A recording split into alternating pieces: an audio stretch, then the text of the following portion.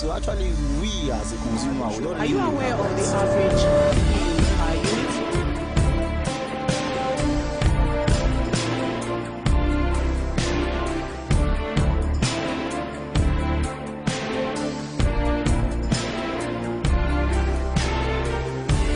All of you are kings and queens in your own home with your own throne that you can sit up and decide and let the business continue to woo you.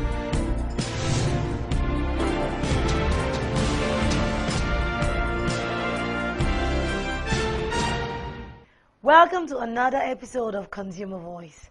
This is the in-house program of the Consumer Protection Council, CPC, that tells you all about your rights as a consumer and what to do whenever you feel they have been breached. Consumers suffer many abuses in the real estate sector, whether it's land or housing.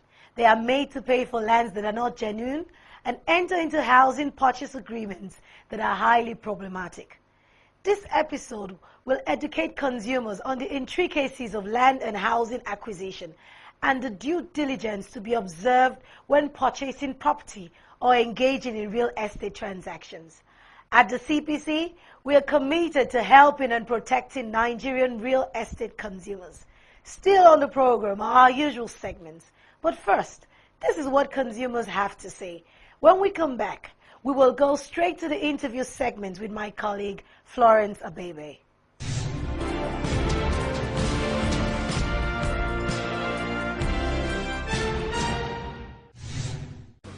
The real estate sector has both negative and positive something. Actually, the idea of an estate sector was to assist the less privileged in getting their own houses. But the experience has been that in most cases, when people pay for a property and it is time for them to acquire that property, often you hear that they will be using one tactics or delay. That look, this thing is not completed. We will soon complete it. As soon as we complete it, we give to you. And before you know it, sometimes 2 or 3 people will pay for one particular estate. So on a first come first service or somebody who is able to tip them better, they will not issue, and the rest of you now has to wait. And if you are not careful, you take 6 months, 1 year, you have not got property, and your money is not refunded. So that's been the negative aspects. The major constraint of the real estate sector is funding. The second challenge they have is infrastructure. A house without infrastructure is not a house. I told you before from the beginning that their problem is funding. To provide infrastructure, that is water, light, and roads, it costs a lot of money. And when you build that money into a house, the house will not cost less than maybe 15 or 25 million. So it is not affordable. Now, to access what the National Housing Fund provides, you are entitled. Formerly, it was less than 15 million, but now the highest amount is 15 million. To access it, you have to go through the primary mortgage institution, and it takes a long time to access it. Most people are not able to access it. If I live in Abuja, I know how cost of living and the house issue is. So someone will come up with a fraud idea, gathering people, telling them I'm an agent, I'm an estate valuer, I will build an estate, I will be collecting small salary from your accounts. Then for maybe after 2-3 years, you own a house. You know, too many people will engage on it because they're interested in it. When you have a house in Abuja, I think you're free for all.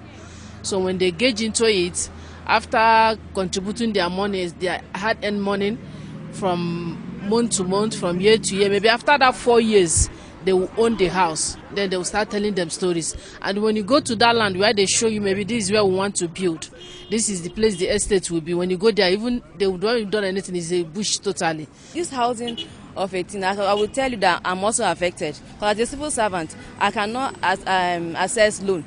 But I pay monthly. I pay monthly into the housing fund, but I cannot access loan to buy land or even buy a house. So buildings, I know buildings and all those things, it depends on one going to the right channel, knowing the right people to pay money to get buildings and houses.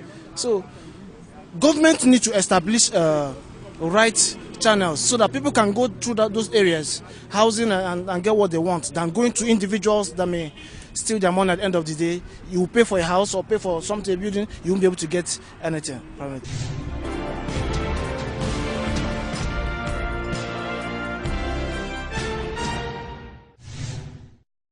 Welcome back. To discuss our topic, I have two experts. To my left is Mr. Taminal Kombia, Assistant Director, Legal Services here at the CPC. Welcome to the program, sir. Thank you.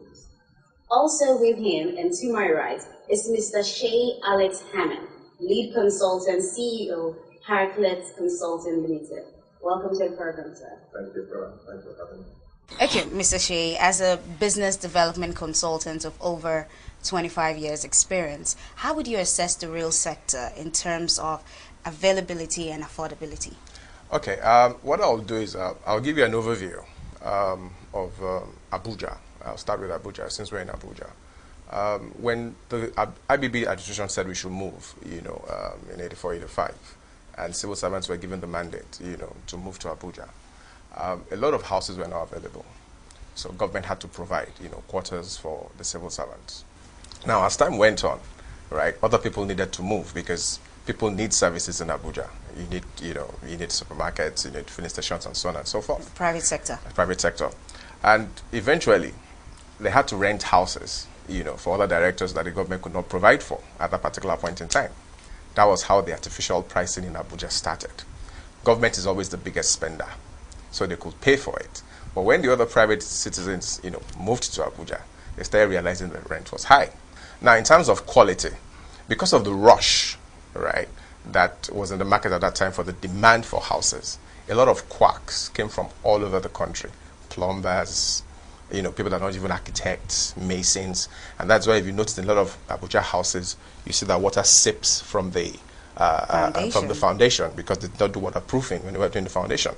You have that. You see cracks in walls. Then you had a lot of fraudulent, businessmen that came into the business, and they started, developing estates. I won't mention names, so I won't be sued, But we realized that you buy a house, you move into it, and you give it a punch, and you see sand. And most of the time, people that bought houses and estates in Abuja had to rebuild all over again. Okay. Abuja. So, Mr. Tam, CPC provides redress for a lot of, from all sectors of the economy. But as it relates to the real sector, what sort of complaints do you get on a regular basis? Well, thank you for that question. What we have experienced in the Consumer Protection Council is such that you have myriads of cases that come to us by way of complaints. One of such areas is the area of rent. Rent payment has become one of the major issues. You find that because the consumer is desperate, he needs the house. So in most cases, even before the house is ready, he's asked to pay. He pays his money, and in some cases, he does not get the accommodation. Now, we have such complaints before us. The second issue I notice is that of mortgage.